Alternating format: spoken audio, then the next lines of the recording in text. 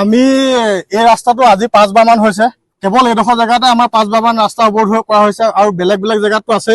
আৰু ৰাস্তাটো কণ্ডিশ্যন আমি প্ৰত্যেকবাৰে পথ অৱৰোধ কৰাৰ সময়ত আমি কওঁ যে ৰাস্তাটো খুব অনতিপলমে বনাই দিয়ক আৰু প্ৰত্যেকবাৰে প্ৰশাসনৰ মানুহ আহে আৰু বৰ্ডাৰ যিহেতু ৰাস্তাটো বৰ্ডাৰ উৎসৰ আণ্ডাৰত আছে প্ৰশাসনৰ বৰ্ডাৰ উৎসৰ লগত আলোচনা কৰি দিম বুলি কয় নাই আজিলৈকে ৰাস্তাটোৰ নামত শিলগুটি এটাও পৰা নাই আমি যোৱাবাৰ পথ অৱৰোধ কৰোঁতে বৰ্ডাৰ উৎসক মাতি আনি পিনি প্ৰশাসনে ক'লে আৰু বৰ্ডাৰ উৎসৱ আমাক দেখুৱাই আভুৱা ভৰিবৰ কাৰণে 5জন লেবাৰ আৰু এখন আউপুৰণি ৰোড ৰোলাৰ লৈ পিনি 5 দিনমান নে 3 দিনমান কাম কৰি দেখুৱালে তাৰ আজি 2 মাহ হৈ গ'ল সেইটো তাৰপিছত ৰাস্তা এনেকৈ পৰি আছে আৰু ডেইলি আমাৰ ইয়াত এক্সিডেণ্ট হৈ থাকে মানুহ পৰি দুখ পাই থাকে ইভেন মানুহ মৰি গৈছে 10-15 জনতকৈ বেছি মানুহ এই ৰাস্তাত মৰি গৈছে তাৰপিছত এতিয়া এনেকুৱা হৈছে স্কুলীয়া গাড়ী যিবিলাক আহে ৰাতিপুৱা 7টা বজাৰ পৰা যিবিলাক গাড়ী আহে আমাৰ দেখি বুকু কঁপি উঠে কেনেবাকৈ গাড়ী যদি ডাম্পাৰত যদি লাগি যায় যিবোৰ স্কুলীয়া ল'ৰা ছোৱালী কঢ়িয়াই নিয়া গাড়ী ইয়াত গাড়ী হৈ নাথাকে সেইবিলাক গতিকে আমাৰ এটা দাবী ৰাস্তাটো সোনকালে বনাওক আৰু ৰাস্তাটো বনোৱাই কমপ্লিট নোহোৱা পৰ্যন্ত ৰাতিপুৱা 6 বজাৰ পৰা সন্ধিয়া 6 বজালৈকে ইয়াত ডাম্পাৰৰ লগতে গধুৰ যান বাহন চলাচল সম্পূৰ্ণৰূপে নিষিদ্ধ হ'ব লাগিব আৰু এই ক্ষেত্ৰত প্ৰশাসনে বিহিত ব্যৱস্থা গ্ৰহণ কৰি প্ৰশাসন উপাধি ল'ব লাগিব বিহিত ব্যৱস্থা গ্ৰহণ কৰি ৰাতিপুৱা 5 বজাৰ পৰা সন্ধিয়া 5 বজালৈকে সম্পূৰ্ণ ইয়াত ডাম্পাৰৰ লগে লগে ৰাতিপুৱা 6 বজাৰ পৰা সন্ধিয়া 6 বজালৈকে ডাম্পাৰ চলাচলৰ লগতে গধুৰ যান বাহন চলাচল নিষিদ্ধ কৰিব লাগিব আৰু বৰ্ডাৰ উৎসৱ তেওঁলোকে প্ৰেছাৰাইজ কৰি ৰাস্তাটো যাতে অতি সোনকালে নিৰ্মাণ কাৰ্য কৰিবলৈ নিৰ্মাণ কৰাব পাৰে সেইটো ব্যৱস্থা কৰিব লাগে আমাৰ ইমানে দাবী আৰু এবাৰ আমি যোৱাবাৰ আমি যেতিয়া ৰাস্তাটো পথ অৱৰোধ কৰিছিলো তেতিয়া আমাৰ SDO চিভিল বাইদেউৰ তাত আমাৰ এখন আলোচনা হৈছিলে আলোচনা হওঁতে SDO চিভিল বাইদেউ বৰ্ডাৰ উৎসৱ কঠোৰভাৱে কৈছিলে মাতি আনি যে তোমালোকে ৰাস্তাটো বনাই দিয়া নহ'লে তোমালোকৰ ওপৰত আমি আইনী ব্যৱস্থা গ্ৰহণ কৰিম আৰু সেইটো দেখুৱাবলৈকে বৰ্ডাৰ উৎসে ইতিমধ্যে যেটো কৈছো দুদিনমান 5জন মান লেবাৰ লৈ পিনে সৰু সৰু গা দুটা পুতি দেখুৱালে যে আমাক দেখুৱালে যে কি ৰাস্তাটো বনাবলৈ লৈছো কিন্তু আজি আমি গম পাইছো যে ৰাস্তাটো কামৰ কোনো কাম চেংচনে হোৱা নাই একো কন্ট্ৰেক্টৰৰ যেটো ভাষ্য তেওঁ কৈছে যে মোক নিজৰ পকেটৰ পইচা দি এইটো কাম কৰি থাকিবলৈ দিছে বুলি তেওঁ আমাক জনাইছে গতিকেলৈ এইবাৰ আমি প্ৰশাসনকো আমি হকিয়াই দিব বিচাৰো যে তেওঁলোকে বৰ্ডাৰ উৎসৱ ডাঠি কওক যে ৰাস্তাটো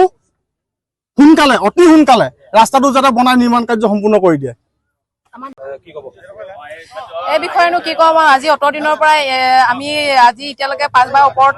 আমি পথ অৱৰোধ কৰি আহিছো আৰু এই কাৰ্যসূচীত মানে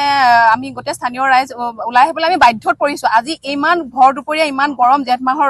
ৰ'দত আমি মহিলাসকল পুৰুষসকল সব ওলাই আহি আমি এই কাৰণে বাধ্য হৈছো যে আমাৰ ৰাস্তা যিটো দূৰ অৱস্থা আমি যি জামৰ যাতনাত ভুগিছো আমি ওলাই যাব নোৱাৰো ল'ৰা ছোৱালী লৈ আমি কোনো কামে মানে আমাৰ হাসিল নহয় এইটো ৰাস্তাৰ কাৰণে আৰু বৰষুণ দিলে বোকা হৈ যায় ৰ'দ দিলে আপোনাৰ ধুলিত মানে আপুনি দুফুটা আঁতৰত কোন আছে তাকো দেখি নাপায় এনেকুৱা এটা অৱস্থা আৰু বিআৰও এই ৰাস্তাটো বিআৰও আণ্ডাৰত আছে বুলি কৈছে প্ৰত্যেকবাৰ বিআৰও আহে তেওঁলোকে আহি পিনে এনেই মিছা কিবা কিবি এটা কৈ মেলি গুচি যায়, আমাৰ স্থানীয় ৰাইজখিনিক মানে এনেই কিবা এটা কৈ থৈ গুচি যায়। আমিও আৰু ৰখি যাওঁ যে 2 মাহৰ পিছত কৰিব বা এমাহৰ পিছত কৰিব এনেকুৱা। এতিয়া লাষ্ট আমি যেতিয়া অৱৰোধ কৰিছিলো তেতিয়া আহি পিনে ক'লে যে মানে নেক্সট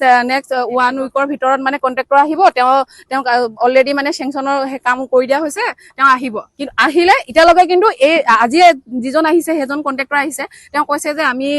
অলপ বনাইছো, কিন্তু চেংচনে হোৱা নাই তেওঁলোকৰ নামত। আৰু তেওঁলোকে মানে এনেই সেই কিবা কিবি মানে মানুহক দেখুৱাই কিবা মানে আভা ভাৰি আছে আৰু টাপলি মাৰি আছে, কিবা কৰি আছে। সেইকাৰণে আমি বাৰে বাৰে কৈ আছো যে বিয়াৰো আপোনালোকে যদি নোৱাৰে তেনেহলে আপোনালোকে আমাৰ অসম গভৰ্ণমেণ্টৰ PW তেওঁলোকে